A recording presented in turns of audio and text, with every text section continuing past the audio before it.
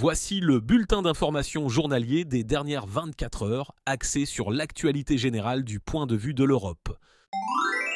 Le pape François, hospitalisé depuis 10 jours, montre des signes précoces d'insuffisance rénale, suscitant des inquiétudes quant à son état de santé. Bien que le Vatican ait rapporté que le pontife est alerte et réceptif, la première ministre italienne Giorgia Meloni a exprimé sa préoccupation.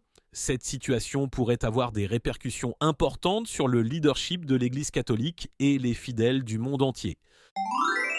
L'Union européenne a approuvé une nouvelle série de sanctions contre la Russie, tandis que les États-Unis envoient des signaux contradictoires sur l'avenir de leur propre régime de mesures restrictives. Cette décision intervient dans un contexte de tensions accrues et de débats sur l'efficacité des sanctions économiques comme moyen de pression diplomatique.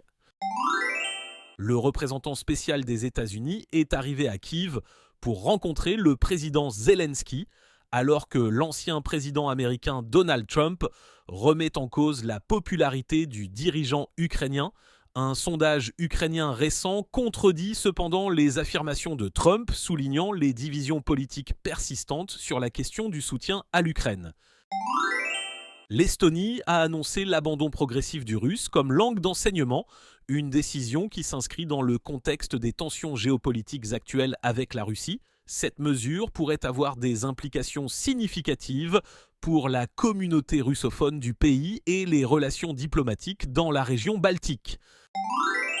Une étude récente révèle que les réseaux sociaux sont désormais la principale source d'information des jeunes Européens. Cette tendance soulève des questions sur la qualité de l'information consommée, la propagation potentielle de désinformation et l'impact sur la formation de l'opinion publique chez les nouvelles générations.